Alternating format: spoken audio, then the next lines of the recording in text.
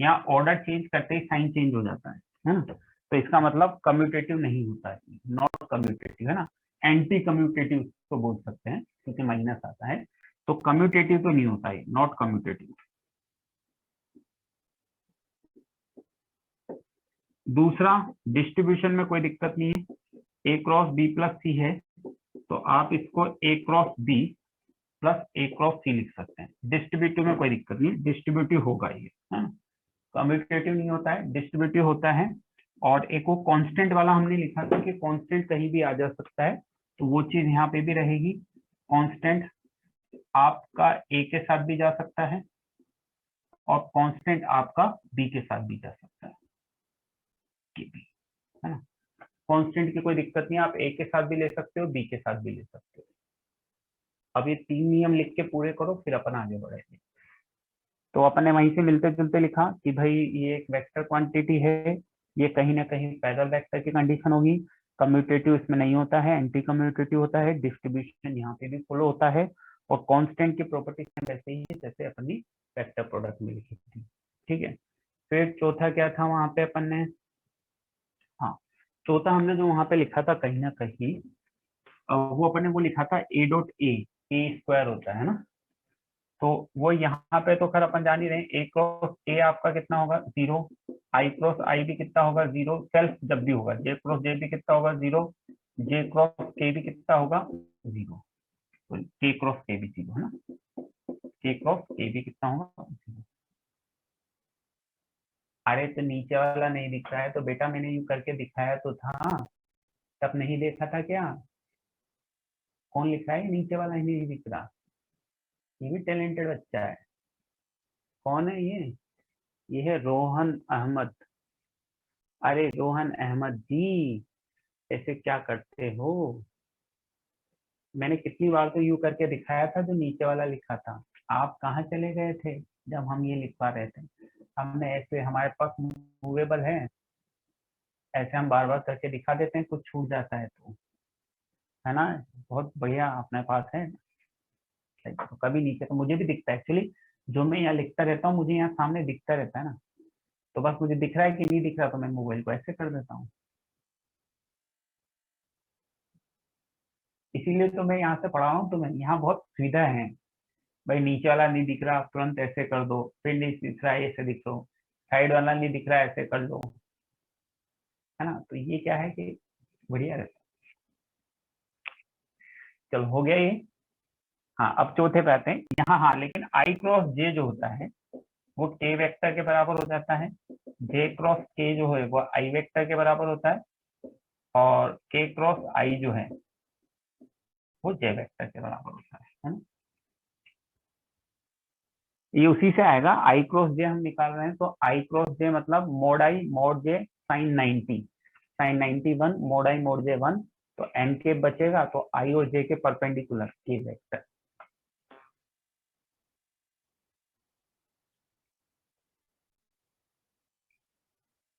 है ना। ये चौथे नंबर पे लिखा, फिर क्या लिखा था वहां पे, और कुछ क्या लिखा था बताओ, पांचवें नंबर पे क्या लिखा था वहां?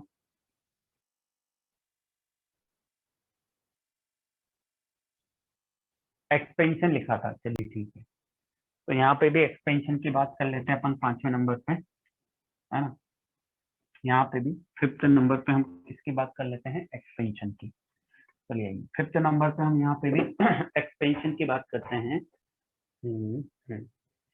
तो मान लो कि ए वेक्टर मैंने ले लिया a1i plus a2j plus a3k, और बी वेक्टर ले लिया मैंने b1i plus b2j plus b3k। अब बेटा मुझे निकालना है ए क्रॉस बी, तो ए क्रॉस बी का मतलब हुआ a1i plus a2j plus a3k cross, है ना, b1i plus b2j plus b3k। अब आप समझिए जब ये क्रॉस प्रोडक्ट होगा तो किस तरह का कुछ बनेगा, जब ये क्रॉस प्रोडक्ट होगा तो कुछ इस तरह का बनेगा, मैं ऊपर की तरफ से लिख देता हूँ। जब ये क्रॉस प्रोडक्ट होगा तो ये किस तरह का बनेगा, ये कुछ इस तरह का बनेगा भाई, आपकी नो टर्म बनेगी, नो टर्म क्या बनेगी, a1 b1, है ना, ऐसे बनेगा ना a1 b1, और आई क्रॉस आई बनेगा तो आई क्रॉस आई 0 हो जाएगा, plus A1 B2, A1 B2 के साथ I क्रॉस J बनेगा, तो I क्रॉस J कितना हो जाएगा, K हो जाएगा, प्लस फिर A1B3 बनेगा, तो A1B3 में आपका I क्रॉस K बनेगा, तो ये I क्रॉस K माइनस के J हो जाएगा। फिर आपकी टर्म बनेगी कौन सी, A2B1, A2B1 के साथ क्या बनेगा, J cross J, J cross I, तो J क्रॉस I माइनस के K, तो टोटल आपकी 9 टर्म बनेगी इसमें, 9 में से 3 जीरो हो जाएगी, 9 में से 3 जीरो हो जाएगी और 3 के पेयर बन जाएंगे। तो जो फाइनल टर्म बनेगी अपने पास वो यही बनेगी। फाइनल टर्म क्या बन जाएगी, मैं लिख देता हूँ यहाँ पे, A2B3 minus B2A3 I vector plus A3B1 minus B3A1, A3B1 minus B3A1 J vector plus, जैसे अपने को नजर भी आ रहा है, ये A1B2 minus A2B1 into K vector, ये अपने पास। और अगर हम इसको ध्यान से देखें तो ये किस डिटर्मिनेंट का एक्सपेंशन बन जाएगा, ये एक डिटर्मिनेंट के एक्सपेंशन को रिप्रेजेंट करेगा। तो हम क्रॉस प्रोडक्ट को इसी फॉर्म में याद रखते हैं, IJ के A1 A2 A3 और B1 B2 B3, ये वो फॉर्म है जिस फॉर्म में हम इसको क्रॉस प्रोडक्ट को याद रखते हैं। क्रॉस प्रोडक्ट मतलब ये डिटर्मिनेंट एक्सपेंड करना है, क्रॉस प्रोडक्ट मतलब ये डिटर्मिनेंट एक्सपेंशन है। तो आप लिखें, फिर हम 6 पॉइंट पाएंगे।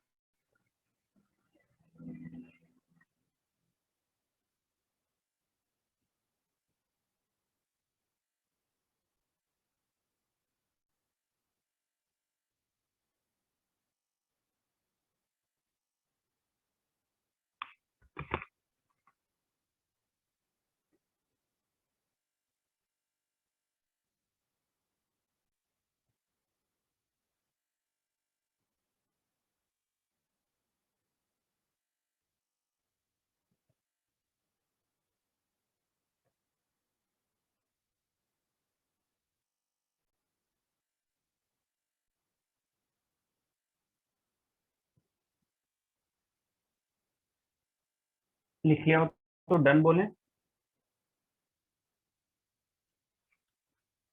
चलिए ठीक है। इसके बाद 6 पॉइंट पे आ जाते हैं हम। 6 पॉइंट हमने वहां पे क्या लिखा था, 6 पॉइंट, 6 पॉइंट है ज्योमेट्रिकल रिप्रेजेंटेशन है ना, हाँ चलिए 6 पॉइंट लिखिए। 6 पॉइंट पे आ जाइए। Geometrically cross product is related to area of parallelogram. Geometrically cross product is related to area of parallelogram. देखो इसमें geometrically cross product is related to area of parallelogram. Geometrically cross product किससे related है, area of parallelogram. Geometrically लिखा, geometrically cross product is related to area of parallelogram. जैसे geometrically dot product किससे related था, projection, projection of one vector on other. ऐसे ही geometrically cross product is related to area of parallelogram. अब हम देखते हैं कैसे क्या रिप्रेजेंट करता है। Geometrically cross product is related to area of parallelogram. तो एक पैरेललोग्राम में बनाऊं, ABCD की मैं बात कर रहा हूं और इसको मैं ओरिजिन ले लेता हूं, इसको मैं बी वेक्टर ले लेता हूं, इसको मैं डी वेक्टर ले लेता हूं। तो एरिया ऑफ पैरेललोग्राम है ना, वो लाइन लिखी ना ऊपर, geometrically cross product is related to area of parallelogram, yes और नो, वो लाइन लिख ली, geometrically cross product is related to area of parallelogram. तो area of parallelogram, area of parallelogram क्या होता है, वो अपन जानते हैं बेस इंटू हाइट। अब देखो बेस और हाइट की बात करें तो ये बेस और हाइट की हम बात करें तो ये तो मॉड बी हो जाएगी तुम्हारी, ये तुम्हारी मॉड बी हो जाएगी। और अगर तुम बी और डी के बीच का एंगल थीटा ले लोगे तो ये मॉड बी साइन थीटा हो जाएगा, यस और नो। ए और बी के बीच, ये बी वेक्टर ये डी वेक्टर, बी और डी वेक्टर के बीच का एंगल थीटा, तो ये कहीं ना कहीं एक राइट एंगल ट्राइंगल मैंने बनाया परपेंडिकुलर डाल के, ये थीटा है, मॉड बी है, तो ये मॉड बी साइन थीटा हो जाएगा। तो area of base into height की अगर हम बात करें तो ये हो जाएगा मॉड बी इंटू, ये इंटू का मतलब वो वाला है अपना, है ना, मॉड डी साइन थीटा, है ना। तो एरिया ऑफ पैरेललोग्राम हो गया मॉड डी साइन थीटा। और इसको हम अच्छे से लिखें तो एरिया ऑफ पैरेललोग्राम हो गया बेटा mode of B cross C, है ना, मैग्नीट्यूड ऑफ बी क्रॉस सी हो गया। मैग्नीट्यूड ऑफ बी क्रॉस सी को हम ऐसे समझे यहाँ पे कि जैसे ये जो लिखा हुआ होता है ना ए क्रॉस बी कहीं पे लिखा हुआ है, तो ये होता है mod A mod B sine theta N के। अब अगर आप इसका मैग्नीट्यूड का क्रॉस प्रोडक्ट निकालोगे तो ये mod A mod B sine theta और एन के, इस पे मॉड लगेगा। तो देखिए मॉड ए बाहर आ जाएगा, मॉड बी बाहर आ जाएगा, साइन थीटा भी पॉजिटिव है बाहर आ जाएगा, मॉड एन केप होता है। अब ये मॉड एन केप 1 होता है तो कहीं पे भी अगर mod A mod B sine theta लिखा है, इसका मतलब वो ए क्रॉस बी का क्या हो जाएगा, मैग्नीट्यूड।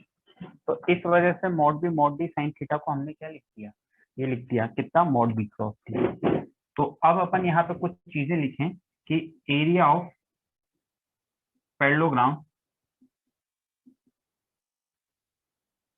तो वो हो जाएगा आपका mod of A B cross A D. एक तो ये आप याद रखें, area of parallelogram A B cross A D, इस वाइट से किसी भी एक वर्टेक्स से जाने वाले दो वेक्टर, इनके क्रॉस प्रोडक्ट का magnitude A B cross A D. ध्यान दे, एक ही वर्टेक्स से जाने वाले दो का क्रॉस प्रोडक्ट। ठीक, दूसरा आप देखें area of triangle. Area of triangle अगर एबीडी आपको रखना है तो एरिया ऑफ ट्राइंगल एबीडी हो जाएगा आपका half of A B cross A D. ये भी आप थोड़ा सा ध्यान रखें कि भाई अगर इस ट्राइंगल का एरिया आपको चाहिए होता तो एक बी डी का एरिया आपने क्या किया, इस पैरेललोग्राम के एरिया का क्या कर दिया, हाफ। तो area of triangle A B D बराबर half of A B cross A D, वही एक वर्टेक्स से जाने वाली दो side A B cross A D. यहाँ तक लिख के डन बोलेंगे, तब मैं थोड़ा सा रफ करके और लिखूंगा।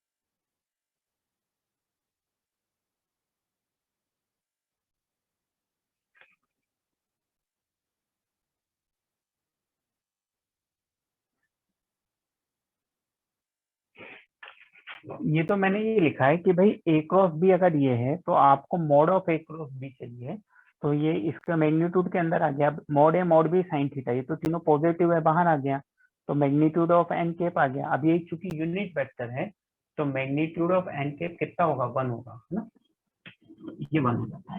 तो कहीं पे भी अगर जैसे ये लिखा हुआ है तो हम डायरेक्ट इसको mod of B cross B लिखते हैं, इसको डायरेक्ट ये कैसे लिखा वो मैंने यहाँ साइड में समझाया। अच्छा हो गया हो तो डन बोलो, मैं हटाऊंगा इसको। तो तीन बातें याद रखनी, एरिया ऑफ पैरेललोग्राम आपको याद रखना है A B cross A D, area of triangle आपको यहाँ पे याद रखना है, एरिया ऑफ पैरेललोग्राम आपको याद रखना है, एरिया ऑफ ट्राइंगल याद रखना है, और एक और चीज आपको याद रखनी है कि एरिया ऑफ क्वाड्रिलेटरल भी यहाँ पे याद रखें कि जैसे मान लीजिए ये क्वाड्रिलेटरल है ए बी सी डी, है ना, तो area of quadrilateral A B C D ये भी याद रखें। एरिया ऑफ क्वाड्रिलेटरल एबीसीडी चाहिए तो एरिया ऑफ क्वाड्रिलेटरल एबीसीडी हो जाता है half of AC cross BD.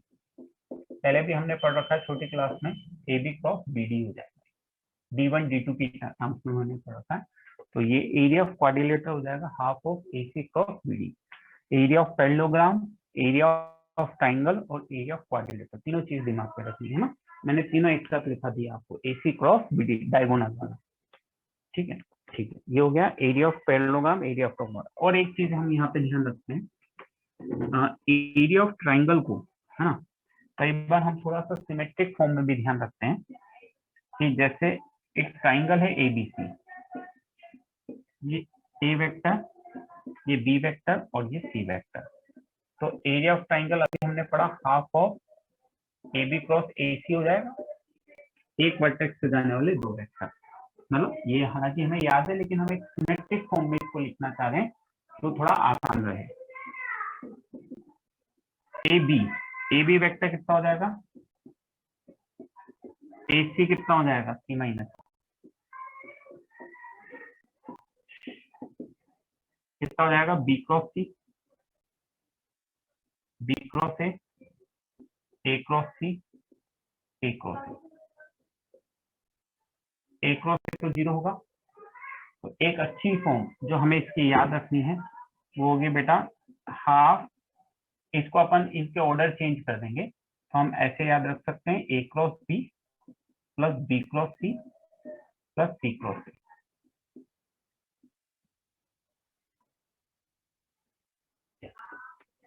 A cross B cross C cross A. तो ये तीन चार बातें हैं जो हमें ध्यान रखनी है। एरिया ऑफ ट्राइंगल वैसे तो हम इसी फॉर्म में याद रखते हैं, ए बी क्रॉस ए सी, लेकिन अगर आपको पोजीशन वेक्टर पता है ए बी सी के, साइड्स पता है, then A B cross A C, and position vector अगर हमें पता है, if we know about position vector, then magnitude of A cross B cross C cross, area of triangle, area of quadrilateral, area of parallelogram. लिख के done करें, सवाल कर लेंगे। तो ये कुछ बेसिक बातें हैं जो क्रॉस प्रोडक्ट के बारे में हमें पता होनी चाहिए। अब आप इसको लिख के डन बोलो, फिर अपन सवाल पे आ जाते हैं।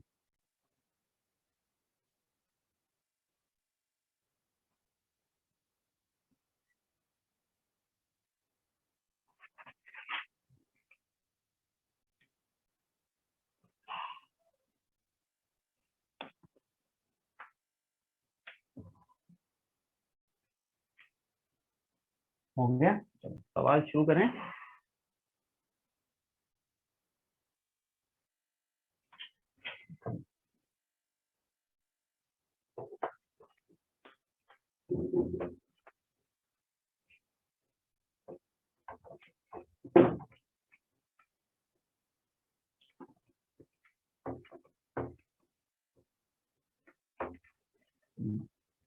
क्वेश्चन लिखिए, छोटे से शुरुआत करेंगे। Find unit vector perpendicular to vector, perpendicular to vector, find unit vector perpendicular to vector i minus j and I plus 2j plus 2k. Find unit vector perpendicular to vector descendant. इन दो vector के perpendicular एक unit vector हमें निकालना है। Find unit vector perpendicular to vector A and B vector.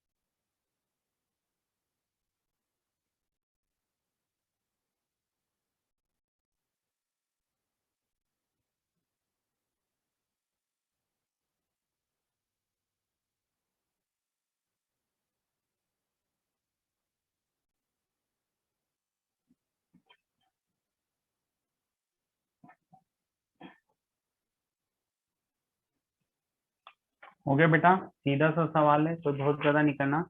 सबसे पहले आपको ए क्रॉस बी निकाल लेना है ना।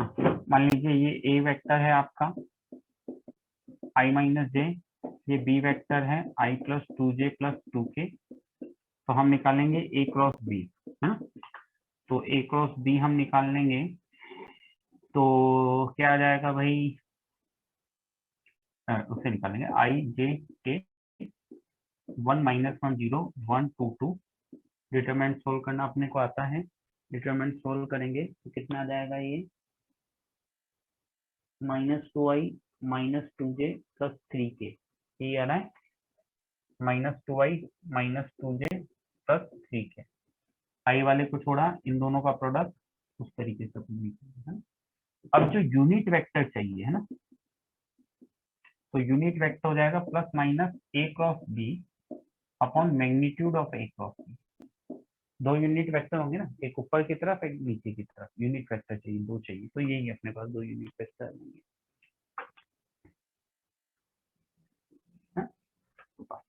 प्लस माइनस ये वेक्टर हो गया -2i -2j + 3k, और नीचे कितना आ जाएगा इसका मैग्नीट्यूड 4 + 4 + 9।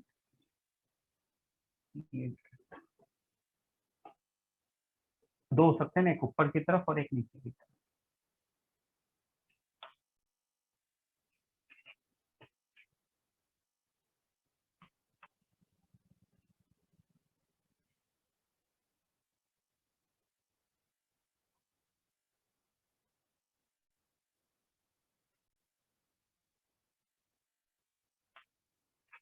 हो गया बेटा?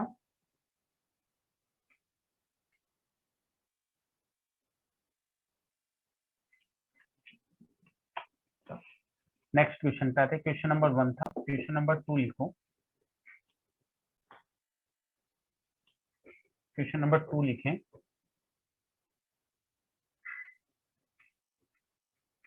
फाइंड वेक्टर, क्वेश्चन नंबर 2 लिखता हूँ।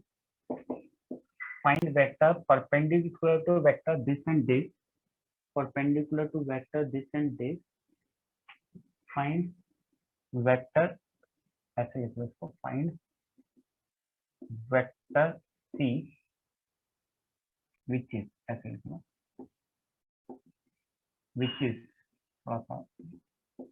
perpendicular to vector.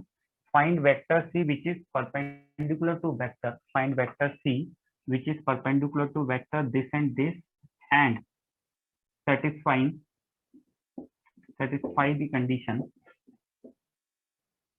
and satisfy the condition c dot I plus j plus k equals to 1. Find vector c which is perpendicular to vector I minus j and I plus 2j plus 2k, and satisfying the condition c dot I plus j plus k equals to 1. छोटे छोटे से सवाल हैं।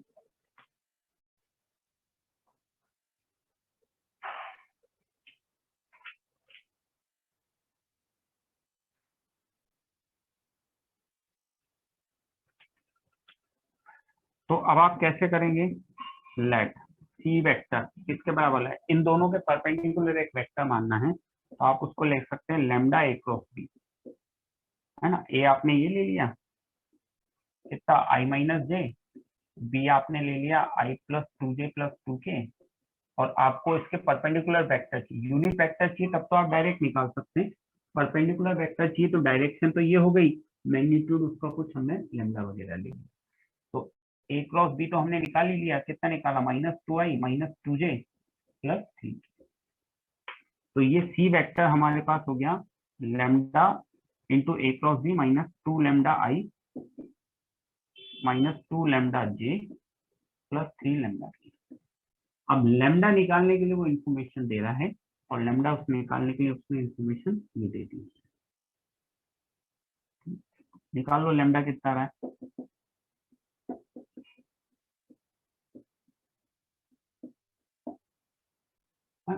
कुछ छोटी मोटी information है, lambda निकाल लेंगे तो -2 lambda -2 lambda + 3 lambda equals to 1।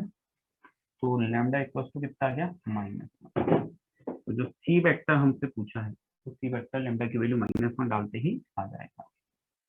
तो सी वेक्टर आ जाएगा अपने पास, लैम्डा की वैल्यू -1 डालेंगे तो 2i + 2j - 3k।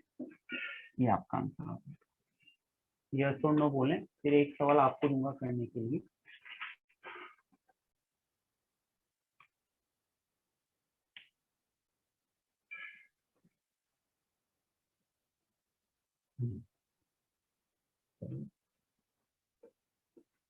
बच्चा है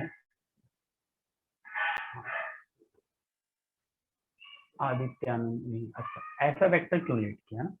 हाँ हाँ भाई आप समझी ना, आपको एक वेक्टर सी निकालना है ना, जो इन दोनों वेक्टर के क्या होना चाहिए, परपेंडिकुलर होना चाहिए।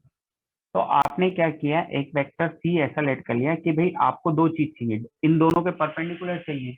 तो ए क्रॉस बी एक वेक्टर होता है जो ए और बी के परपेंडिकुलर होता है, और लैम्डा इसलिए क्योंकि उसके मैग्नीट्यूड के बारे में पता नहीं। तो दो वेक्टर के परपेंडिकुलर एक वेक्टर चाहिए, तो हाँ मैग्नीट्यूड के लिए आपको पता नहीं है ना उसका मैग्नीट्यूड कितना है, तो लैम्डा ए क्रॉस बी आ गया। मैग्नीट्यूड कितना आ गया, लैम्डा ए क्रॉस बी आ गया। एक और तरीके से इसको कर सकते हैं आप, इसको लिख के डन करो, अभी मैं दूसरे तरीके से बता देता हूँ इसको। ये लिख के डन करो, अभी दूसरे तरीके से कर लेंगे, कोई दिक्कत नहीं है।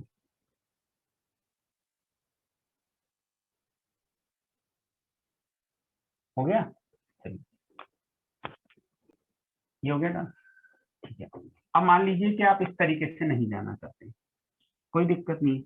भाई कोई कह दे कि नहीं सर ऐसे कैसे, आपको तो ये सब नहीं करना चाहिए था, चलो कोई बात नहीं, हम दूसरे तरीके से चले जाते हैं। लेट सी वेक्टर को आपने लिख लिया ए I plus B J plus C के, लिख सकता हूँ ए I plus B J plus C के, सी वेक्टर लेट कर लिया मैंने। ये तो लेट कर सकता हूँ, इसको लेट करने में तो किसी को तकलीफ नहीं है, ये लेट कर सकते हैं।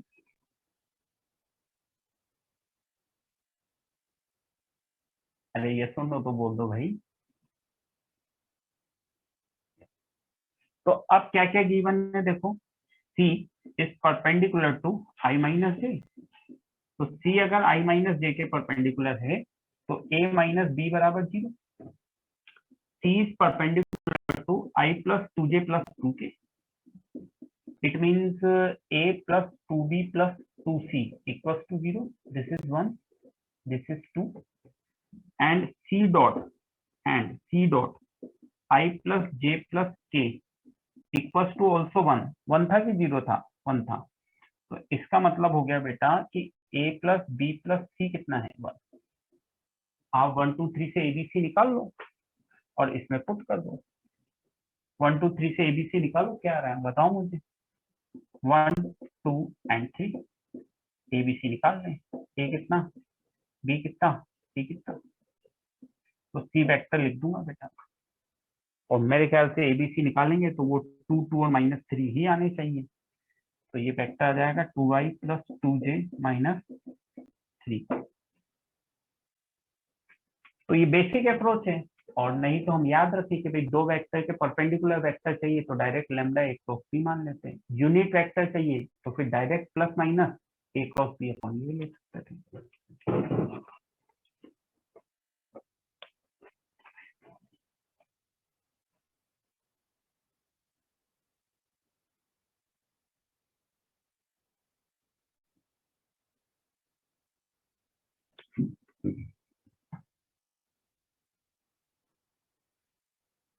हो गया बेटा।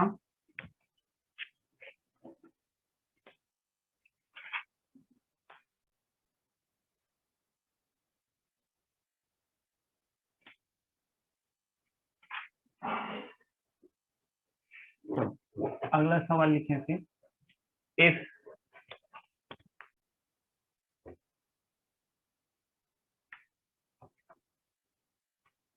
क्वेश्चन नंबर 3 लिखने जा रहे हैं हम।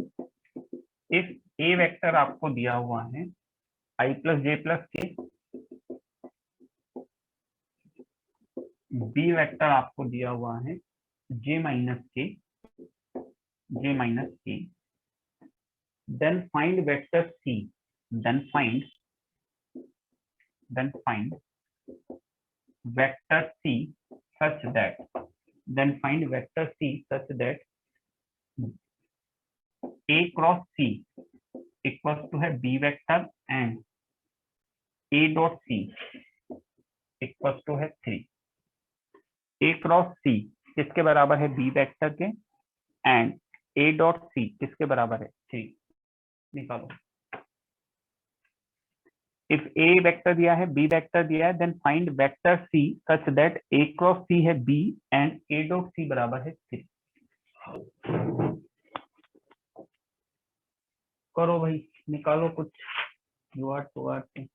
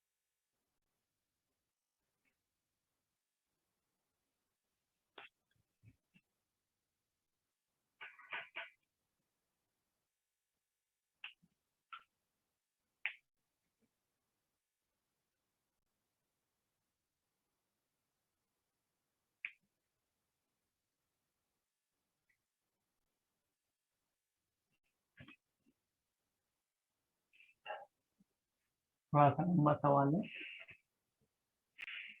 सवाल है, देखो लंबा भी बन सकता है, छोटा भी बन सकता है, बड़ा भी बन सकता है।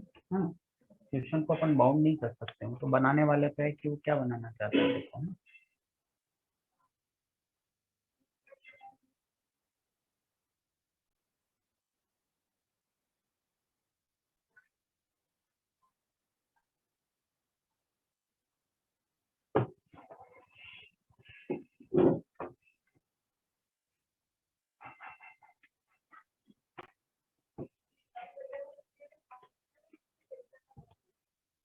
चलिए देखिए क्या कह रहा है, सवाल को समझें।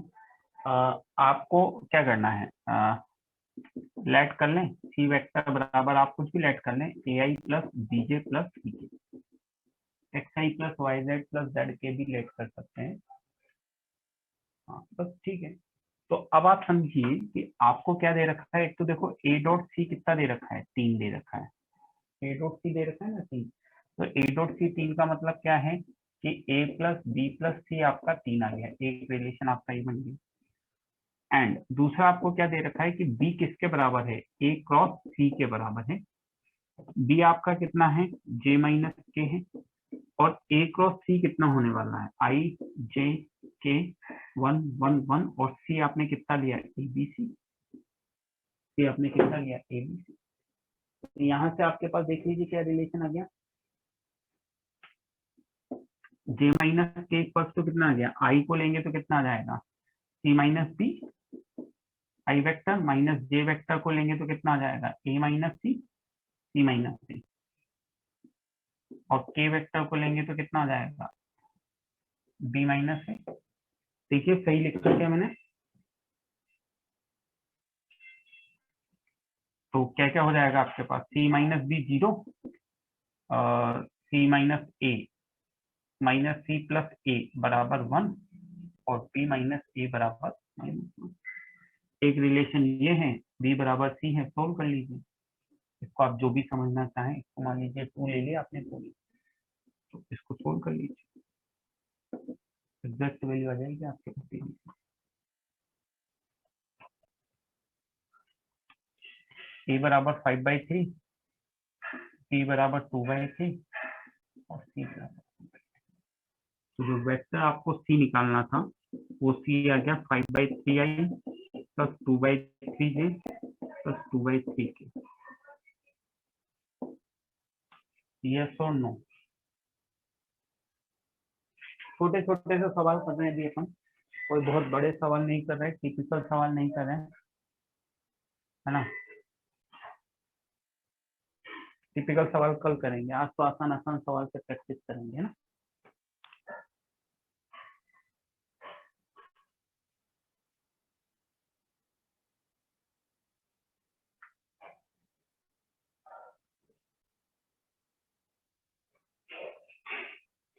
हो गया।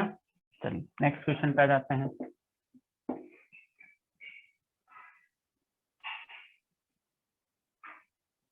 क्या लिख रहा है भाई ये बच्चा, कुछ खतरनाक सा लिख रहा है, नहीं करेगी।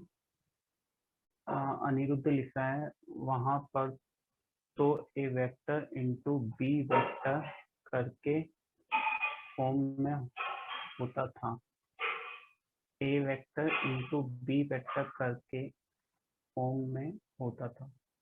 पता नहीं क्या लिखा है यार, मुझे नहीं समझ में आया। ए वेक्टर इंटू बी वेक्टर करके क्या फॉर्म में होता था, वो तो हम लेट करते थे ना, हमें उल्टा दिया है ना, हमें ए और बी का थोड़ी ना दिया, एक वेक्टर यहाँ वाला दिया, एक वेक्टर यहाँ वाला दिया, यहाँ वाला नहीं दिया है।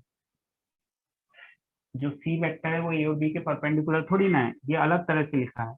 ये बी है, ये है, और यहाँ वाला सी, ये पूछा है। ये दोनों देता है, ये पूछता तो हम डायरेक्ट वैसे लिख देते हैं।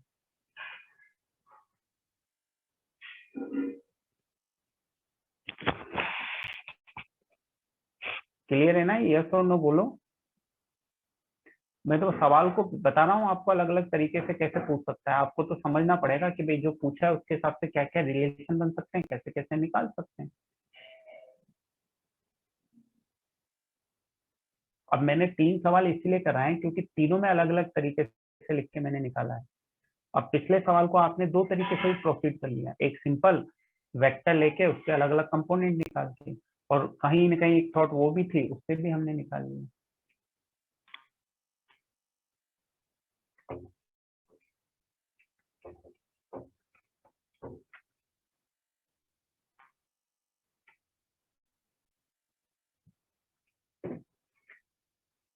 चलिए अगला लिखते हैं, find angle between A and B is, देखो find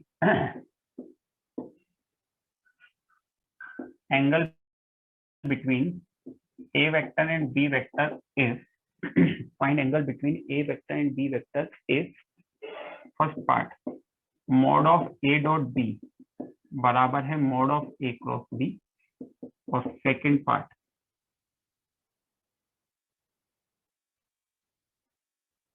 mod of a cross b equals to है 1, mod a इक्वल्स टू है 1 and mod b equals to है 2।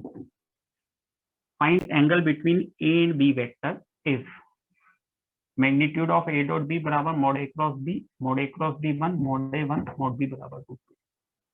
दोनों केस में आपको ए और बी के बीच का एंगल निकालना है। दोनों केस में आपको ए और बी के बीच का क्या निकालना है? एंगल।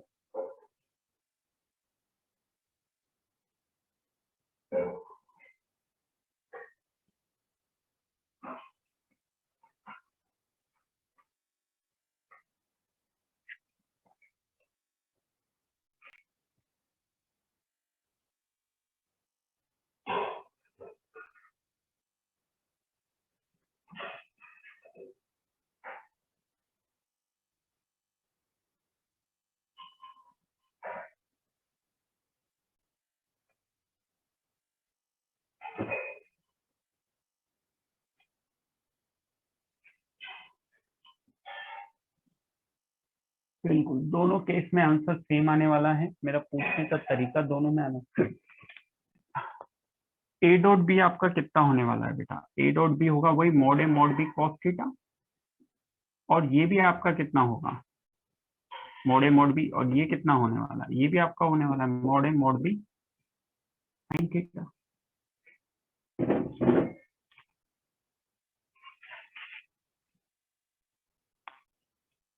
इससे चाहो तो मॉड लगा दो, क्योंकि कॉस पॉजिटिव नेगेटिव कुछ भी हो सकता है। तो mod cos theta equal to sine theta होना चाहिए। थीटा इक्वल टू 45 डिग्री आएगा मेरे ख्याल। 45 पे दोनों सेम होने वाले हैं। और अगर इसकी बात करेंगे आप इसको ऐसे करेंगे कि mod A cross B equal to 1 है, this is mod A mod B sine theta equal to 1 है, तो ये 1 है √2 है, साइन थीटा है इक्वल टू 1 है, तो साइन थीटा आपका 1/√2 है। तो अगेन थीटा कितना है? π/4। थीटा कितना है? π/4। यस और नो?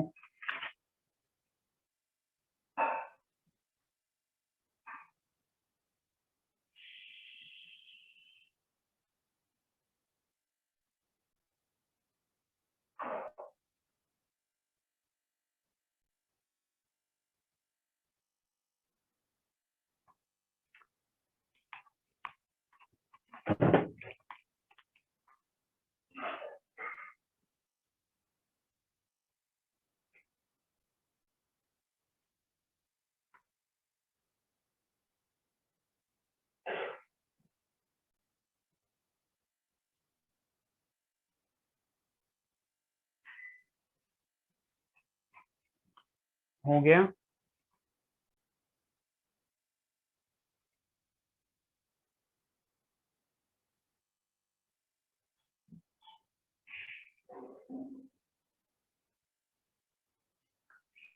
आ, 45 इसमें दूसरा भी हो सकता है ना? हाँ, इसमें 135 भी ले सकते हैं। इसमें दोनों आ जाएंगे क्योंकि मोड लगा हुआ है ना, दोनों आ सकते हैं।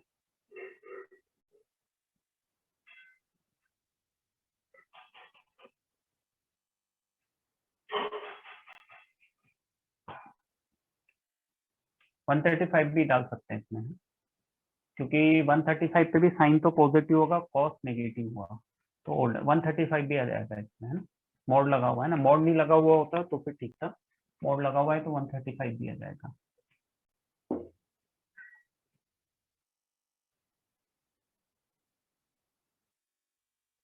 हाँ 3π/4 भी आ जाएगा। बाकी हटा दो सवाल को। चलो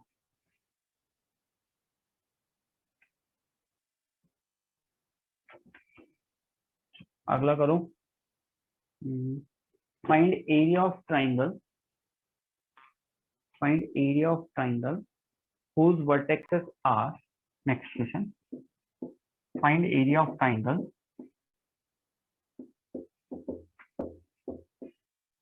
whose vertices are, find area of triangle whose vertices are a 1 to 1, b 201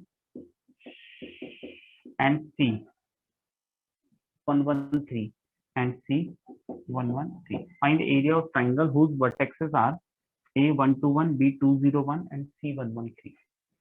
छोटे छोटे से सवाल ही करेंगे आज, कल थोड़ा सा लेवल अप करेंगे इन सवालों का, आज प्रैक्टिस के लिए छोटे छोटे कई सारे सवाल करेंगे। अभी सीधे फॉर्मूला बेस्ड सवाल ही हम कर रहे हैं।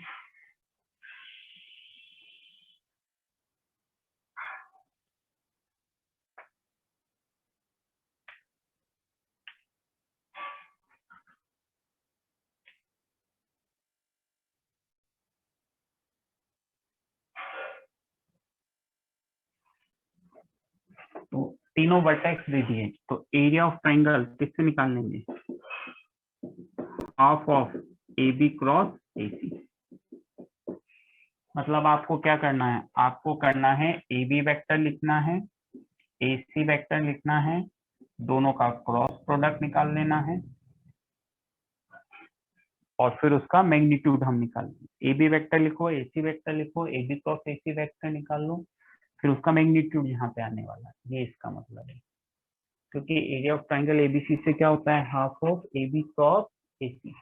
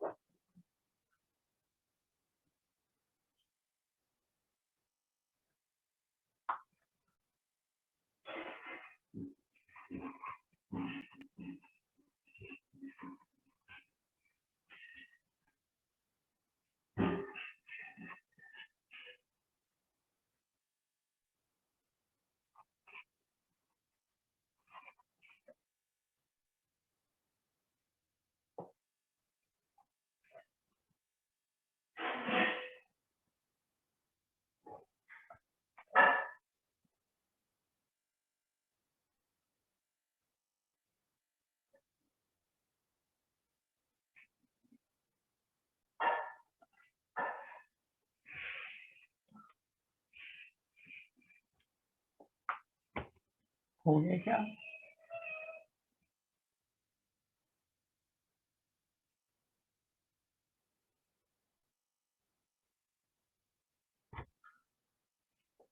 जब आंसर बताओ तो कितना आ रहा है एरिया ऑफ ट्राइंगल वाले का, आंसर बताएं कितना आ रहा है भाई, एरिया ऑफ ट्राइंगल वाले का आंसर कितना आ रहा है।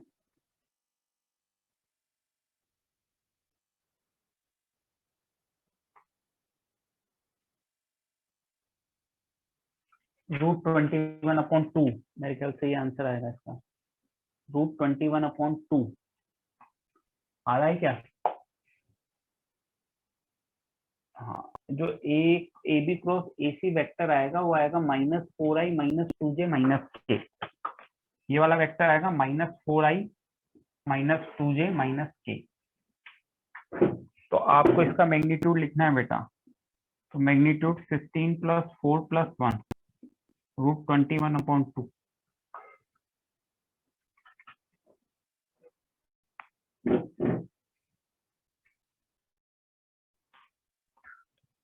एक सवाल और लिखते हैं, question number 6, find area of parallelogram.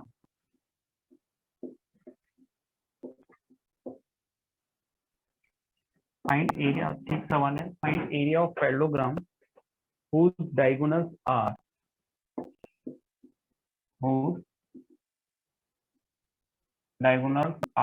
find area of parallelogram whose diagonals are 3i plus j minus 2k, 3i minus j plus 2k and 3i minus 3i plus j minus 2k plus j minus 2k। सवाल को ध्यान से लिखिए, 3i plus j minus 2k and I minus 3j minus 4k, I minus 3j minus 4k। Find area of parallelogram whose diagonals are 3i plus j minus 2k and I minus 3j minus 4, 3i plus j minus 2k and I minus 3j minus 4k। कुछ बच्चे लिखने लग गए कि sir आज 2 दिनों बाद पढ़ रहे हैं सर, इतने दिनों में इतनी देर लगातार पढ़ा रहे हैं तो अजीब सा लग रहा है अभी। तो आज यही तक रख लें, कल पढ़ लेंगे बाकी का। तो बीच में क्या छुट्टियों में रिवीजन नहीं किया क्या, पढ़ाई नहीं की क्या?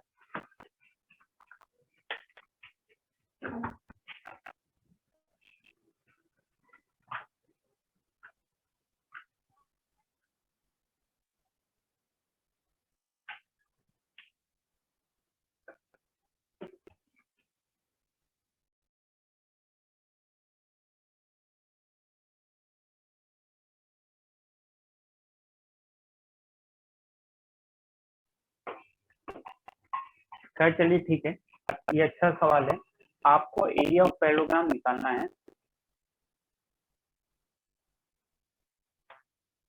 चलिए ठीक है, कोई बात नहीं, आज इतना ही रखते हैं, फिर कल से वापस पढ़ेंगे। हाँ, ये लास्ट है और आप इसको सोचिएगा, इसका आंसर निकालिएगा, है ना? और मैं बताऊंगा इसको,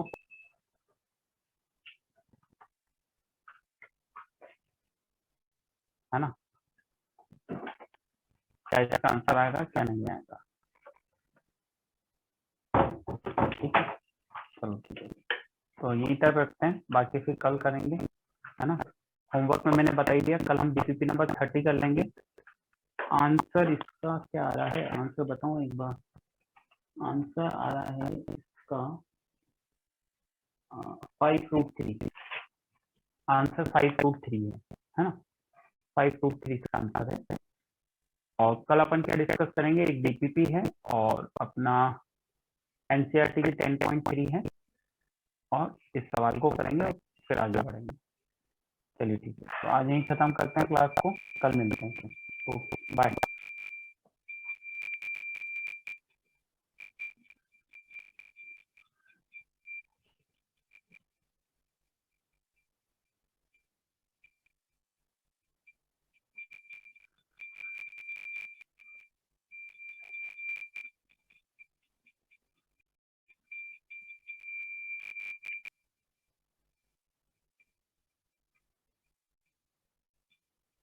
आपको सोचना ही है, मैं तो बताऊंगा इसको।